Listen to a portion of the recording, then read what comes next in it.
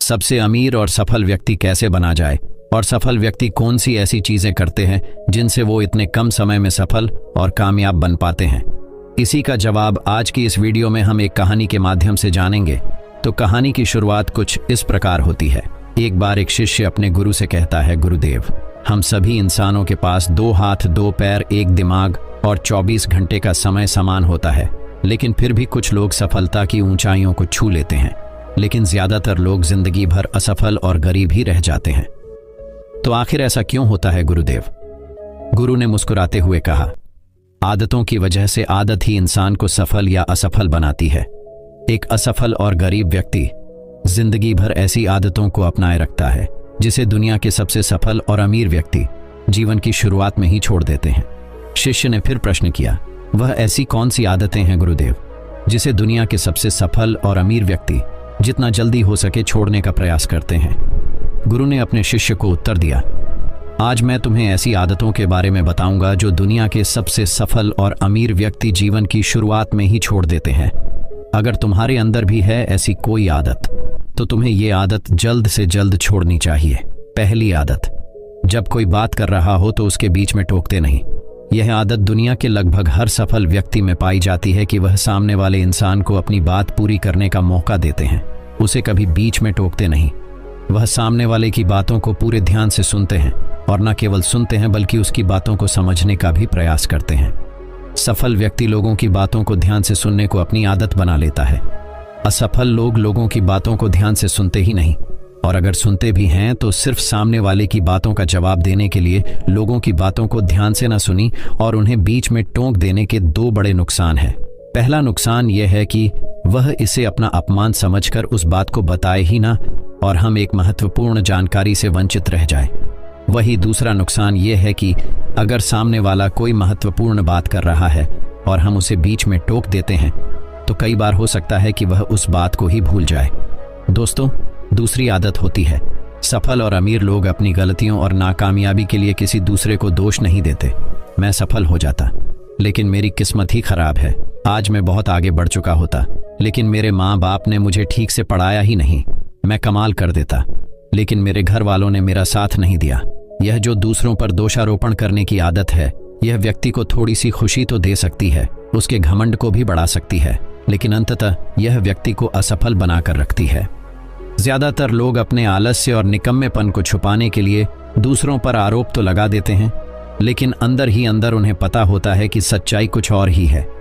लेकिन जो सफल और अमीर बनते हैं वह अपनी गलतियों और असफलताओं की जिम्मेदारी खुद लेते हैं और उनसे सीख कर आगे बढ़ जाते हैं।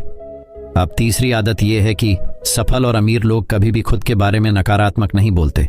सफल और अमीर लोग कभी भी खुद के बारे में नकारात्मक नहीं बोलते और ना ही कुछ नकारात्मक बातें करते।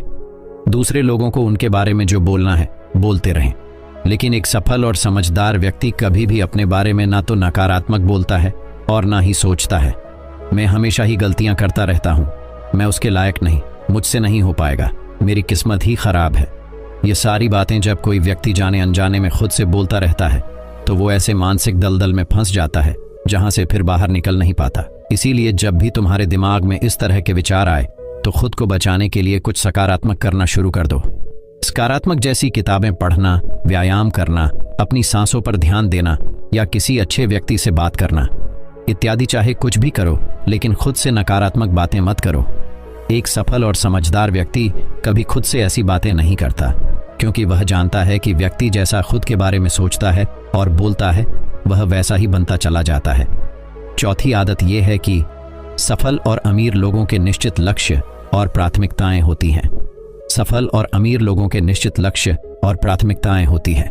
अगर तुम्हारे पास कोई लक्ष्य नहीं है तो तुम आगे कैसे बढ़ सकते हो? अगर आपको पता ही नहीं है कि जाना कहाँ है और वहां पहुंचने के लिए उसे क्या क्या अपनाना और क्या क्या छोड़ना है, तो फिर वह अपनी काबिलियत और जीवन की विशाल संभावनाओं को पहचान कैसे पाएगा? इस दुनिया में जिस व्यक्ति के पास सुबह बिस्तर से जल्दी उठने का कोई कारण ही नहीं है, उसका पूरा दिन फिजूल के कामों में ही बीता है। एक सफल व्यक्ति सफल ही इसीलिए है क्योंकि उसने अपने जीवन का मकसद खोज लिया है और उस पर काम कर रहा है। जीवन में लक्ष्य का न होना असफलता की पहली निशानी है। अब पांचवी आदत कुछ ऐसी है, सफल और अमीर दूसरों को इज्जत जरूर देते हैं एक सफल और कामयाब व्यक्ति कभी भी किसी की बेइज्जती या बुराई नहीं करता जब तक कि कोई उसे ऐसा करने के लिए बहुत मजबूर ना करे। हो सकता है कोई हमसे कमजोर हो, कम ज्ञान हो, लेकिन इसका मतलब यह नहीं कि हम उसकी बेइज्जती करेंगे, उसे नीचा दिखाएंगे, चाहे वह घर का नौकर हो, छोटा बच्चा हो या कोई भी हो। एक सच्चा सफर और समझदार व्यक्ति कभी भी उसे नीचा नहीं दिखाता और अपनी सामर्थ्य अनुसार उसकी मदद करने का प्रयास करता है। बहुत से लोगों को छोटी सी कामयाबी मिली नहीं कि वह अपने से नीचे लोगों को छोटा महसूस करवाना शुरू कर देते हैं, इसलिए वह कभी भी जीवन में बहुत बड़ी सफलता हासिल नहीं कर सकते। वही अब छठी आदत यह है कि अपने काम के प्रति सचेत रहना। सबसे सफल और कामयाब लोग टाल मटोल कर आज के काम को कल, अभी मन नहीं है, मौसम अच्छा नहीं है, रात में कर लूंगा, सुबह जल्दी उठकर कर लूंगा, कल कर लूंगा, यह सभी बहनों से सफल लोग कोसों दूर रहते हैं। वह बहानेबाज नहीं बल्कि कर्मशील होते हैं, काम को तुरंत खत्म करने पर भरोसा रखते हैं। वह इस बात को अपने अंदर बैठा लेते हैं कि जब करना मुझे ही है तो कल के लिए इंतजार क्यों करें। असफल लोग अक्सर काम को टालते रहते हैं। काम को टालने से व्यक्ति को तुरंत तो आनंद महसूस होता है, लेकिन बाद में काम का बोझ बढ़ने से वह चिंता और तनाव का शिकार हो जाता है। इसीलिए अगर जिंदगी में बहुत सफल होना है तो आज के काम को कल पर डालना छोड़ दो और देखना केवल यही एक आदत तुम्हें बहुत आगे तक ले जाएगी।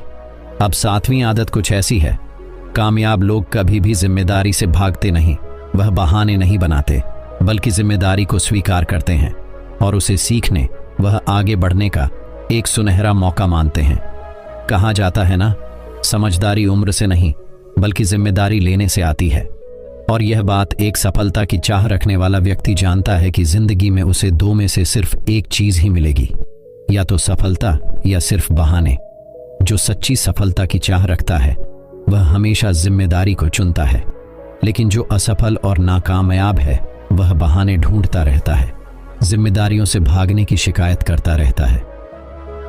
आखिर वह इस काम को क्यों नहीं कर पाएगा, और सच में उसकी यह मानसिकता उसे ऐसा ही बना देती है और वह जिंदगी भर असफल और परेशान ही रहता है। इसीलिए अगर जिंदगी में सफल होना है तो आज से ही बहाने बनाना और टाल मटोल करना बंद कर दो।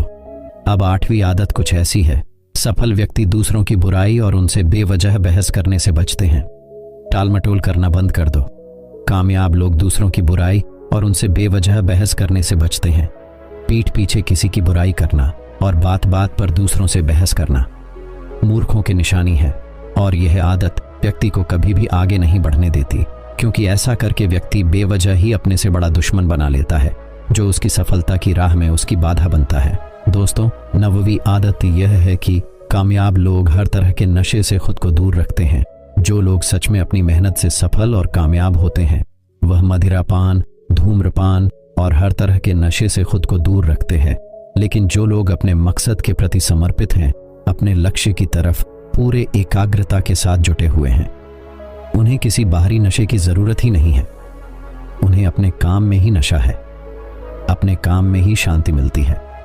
ये सब नशे तो उनके लिए हैं जो अपने काम को नहीं कर सकते और मानसिक शांति का शिकार हो जाते हैं। फिर उस शांति को वह नशीले पदार्थों से प्राप्त करने का प्रयास करते हैं, लेकिन वह वहां भी असफल ही रहते हैं। इतना कहने के बाद गुरु मौन हो गए और शिष्य की आंखों में देखने लगे। शिष्य समझ गया कि गुरु की बातें पूरी हो गई, इसलिए उसने गुरु को प्रणाम किया और वहां से चला गया। दोस्तों, एक और कहानी से समझते हैं कि हम अपनी बुद्धि और मन को नियंत्रण में लाकर कैसे एक काम के प्रति अपना फोकस बढ़ा सकते हैं। कहानी की शुरुआत कुछ इस प्रकार होती है। एक बार की बात है, एक बहुत ही बुद्धिमान व्यक्ति एक स्थानीय गांव में रहता था। वो बुद्धिमान व्यक्ति उस गांव का मेयर था और गांव का हर कोई व्यक्ति उसका सम्मान करता था। उसके विचारों और राय को अच्छी तरह से स्वीकार किया जाता था। कई लोग सलाह लेने के लिए उसके पास आते थे, लेकिन उसका बेटा हालांकि बहुत आलसी था। सोने और अपने दोस्तों के साथ समय बिताने में अपना समय बर्बाद करता था। किसी की भी सलाह या धमकी का उसके ऊपर कोई भी असर नहीं पड़ता था। वो बिल्कुल भी नहीं बदला और साल बीतते गए और समय के साथ साथ उस बुद्धिमान व्यक्ति की जवानी भी खत्म होती जा रही थी। जैसे जैसे वो बूढ़ा होता चला गया, उसे अपने बेटे के भविष्य के बारे में सोचकर चिंता होने लगी। फिर उसे याद आया कि उसे अपने बेटे को कुछ देना होगा ताकि भविष्य में वो अपने परिवार का ध्यान रख सके। उसके बाद उस बुद्धिमान व्यक्ति ने एक दिन अपने बेटे को बुलाया और कहा कि मैं चाहता हूं कि तुम जिम्मेदारियां लेना सीखो और इस जीवन को समझो, और मैं चाहता हूं कि तुम अपने जीवन के लक्ष्य को ढूंढो, और जब तुम उसे ढूंढ लोगे तो उसे तुम हमेशा याद रखो। तब तुम सदैव खुशी और आनंद से भरा जीवन जी सकोगे। फिर उसके बाद उन्होंने अपने बेटे को एक बैग सौंपा। जब बेटे ने उस बैग को खोला तो उसमें 4 जोड़ी कपड़े और कुछ खाने के लिए चीजें और थोड़े बहुत पैसे थे, और उसके साथ एक नक्शा भी था जिसे देखकर वो हैरान हो गया। फिर उसके पिता ने उसे कहा कि मैं चाहता हूं कि तुम एक खजाना ढूंढो, और मैंने उस जगह का एक नक्शा भी तैयार किया हुआ है जहां खजाना छिपा हुआ है। बस तुम्हें उसे ढूंढकर मुझ तक लाकर देना होगा। उसके बेटे को यह विचार बहुत पसंद आया और उसने यह सोचा कि उसके पिता के पास उसके लिए एक अच्छा आइडिया है। इसीलिए अगले ही दिन वो लड़का खजाने को ढूंढने की यात्रा पर निकल पड़ा। उसे वास्तव में बहुत दूर सीमाओं, जंगलों और पहाड़ों की यात्रा करनी थी। जब उसने यात्रा की तो कुछ दिन हफ्तों में बदल गए और हफ्ते महीनों में बदल गए। इस दौरान वो बहुत से लोगों से मिला और कुछ लोगों से उसे खाने की मदद मिली तो कुछ के पास आश्रय। वो उन लुटेरों से भी मिला जिन्होंने उसे लूटने की कोशिश भी की, और जो लोग उसे धोखा देने का प्रयास करते थे उसे अपनी यात्रा में लोगों के बर्ताव का सबसे अच्छा और बुरा अनुभव मिला। धीरे धीरे मौसम बदल गया और जब मौसम खराब हुआ तो वो उस दिन रुक गया और मौसम साफ होने पर अपनी यात्रा को फिर से शुरू की। आखिरकार 12 महीनों की यात्रा करने के बाद वो अपनी उस मंजिल पर पहुंच गया, और वो एक पहाड़ की चोटी थी। नक्शे में यह दिखाया गया था कि खजाना एक सुनहरे रंग के पेड़ के नीचे रखा गया है, और जब उसे वो पेड़ दिख गया तो उसने उस पेड़ के नीचे खोदना शुरू किया। लेकिन 2 दिन खोदने के बाद भी उसे वहां पर कुछ भी नहीं मिला। तीसरे दिन वो इतना थक गया कि उसने निराश होकर उस जगह को छोड़ने का फैसला कर लिया और अपने घर वापस लौट आने का मन बना लिया।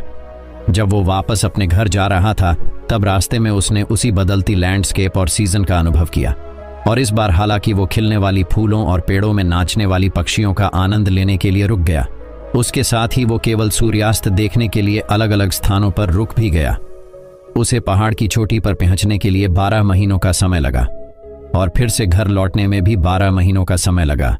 जो भोजन उसने अपने साथ रखा हुआ था वो केवल कुछ ही महीनों तक चला। अब उसे अपने खाने पीने और रहने की व्यवस्था करना सीखना था, और उसके साथ ही उसे जंगली जानवरों से खुद की रक्षा करना भी सीखना था, और उसने वह भी सीखा।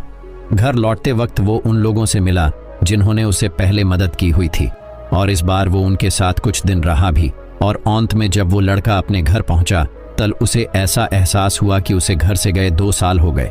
उसके बाद वो लड़का सीधे अपने पिता के कमरे में गया।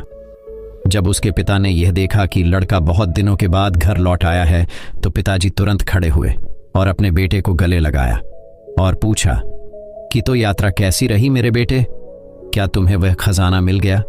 यात्रा तो बहुत ही परेशानी रही, लेकिन मुझे माफ कीजिएगा, मैं खजाना नहीं ढूंढ पाया क्योंकि किसी ने मेरे वहां पर पहुंचने से पहले ही खजाने को निकाल लिया।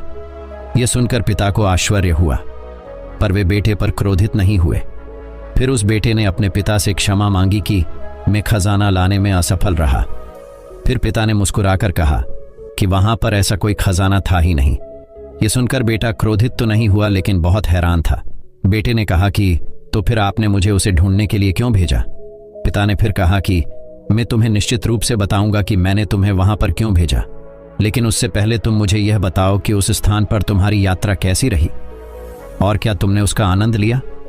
फिर बेटे ने कहा कि निश्चित रूप से नहीं पिताजी, क्योंकि मेरे पास समय नहीं था और मैं चिंतित था कि कोई और व्यक्ति मुझसे पहले उस खजाने को निकाल कर ले ना जाए, इसीलिए मैं उस पहाड़ की चोटी पर पहुंचने की जल्दी में था। लेकिन मैंने घर वापसी के समय में यात्रा का आनंद लिया। मैंने कई दोस्त बनाए और हर दिन चमत्कार देखा। मैंने कई सारी विभिन्न आदतें और जीवन को कैसे सही से जिया जाता है ये कलाएं सीखी। इन सभी सीखों ने मेरे खजाना न ढूंढ पाने के दर्द को भुला दिया। पिता ये सुनकर बहुत खुश हुए और अपने बेटे से कहा कि बिल्कुल मेरे बेटे, मैं चाहता था कि तुम एक लक्ष्य के साथ अपना जीवन व्यतीत करो, लेकिन अगर तुम अपने लक्ष्य पर ज्यादा ही ध्यान दोगे तो तुम इस जीवन के असल खजाने को खो दोगे। सच्चाई तो यह है कि जीवन का कोई लक्ष्य नहीं है, बल्कि जीवन एक यात्रा है और वो ये चाहती है कि तुम उसको अनुभव करो। दोस्तों, बस ये याद रखो कि जब आप अपने लक्ष्य का पीछा करते रहते हो तब उस यात्रा का आनंद लेना बिल्कुल भी ना भूले। आप सफल भी हो सकते हैं और असफल भी हो सकते हैं, लेकिन सबसे बड़ी सीख इसकी यात्रा में है हर दिन अच्छा होना और हर दिन दूसरों की मदद करना और हर दिन खुश रहना। यही जीवन का असली लक्ष्य होना चाहिए और कुछ मायने नहीं रखता है दोस्तों। अगर जीवन में दुख आता है तो क्या करना चाहिए, आज आप इस कहानी से सीखोगे। तो चलिए कहानी की शुरुआत करते हैं। एक बार गौतम बुद्ध अपने शिष्यों के साथ गुजर रहे होते हैं। बहुत देर वन में चलने के बाद बुद्ध और उनके सभी शिष्य एक विशाल पेड़ के नीचे बैठ जाते हैं। उस पेड़ के नीचे एक अलग सी शांति थी।